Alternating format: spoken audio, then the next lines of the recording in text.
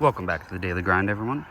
So today I am going to be cutting off any diseased or kind of not nice looking leaves.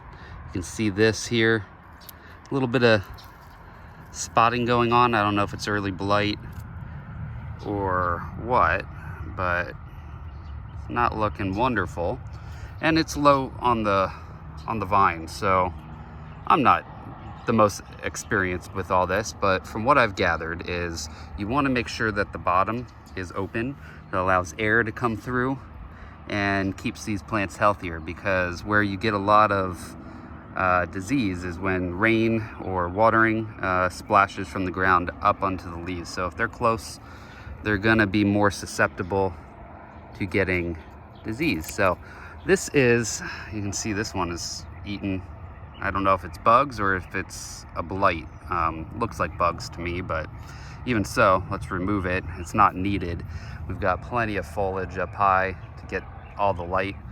So what I'm using is a really sharp pair of scissors. You want them really sharp, and you want to make sure, oh, sorry, I'm not bringing you guys in. It's hard to hold the camera and cut at the same time.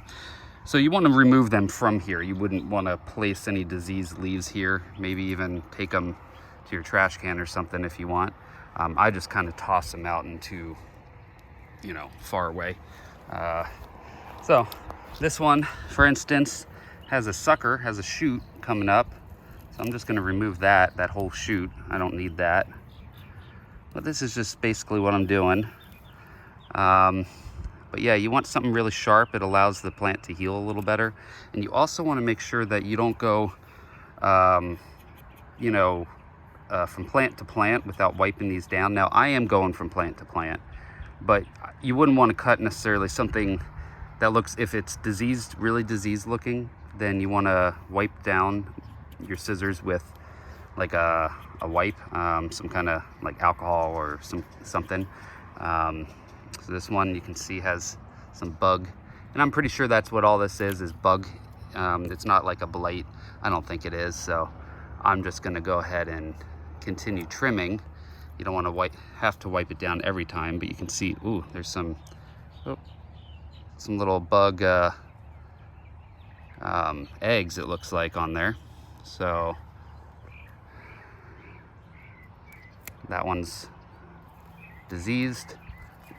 Now this one, not being under the shade cloth as much, did get a little bit more pests.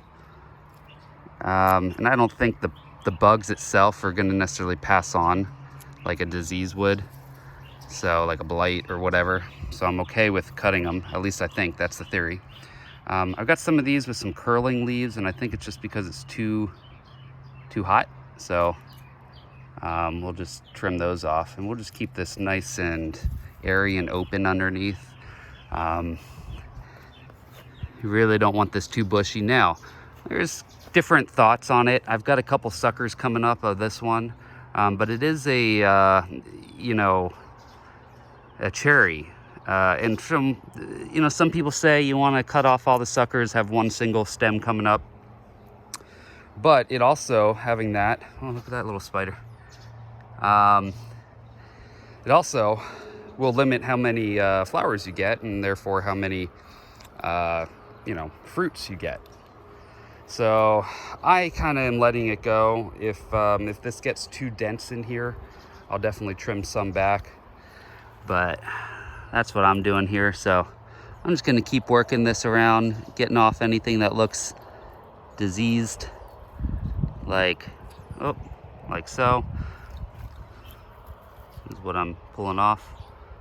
Here's another one. I'll just get this whole stem. But that's what I'm doing. I'm just going to come through and do that to all these plants, all the tomatoes. It's about that time.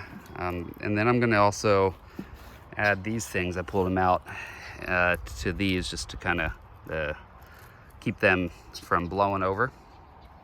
And that's it. That's what I'm doing. It's just my daily maintenance, or I guess weekly is what I do with this. I don't come through and cut these daily. So that's what I do. Let me know if you guys think anything else you know, should be done. I did just, you can see this is all wet there. I did actually come through with some fertilizer.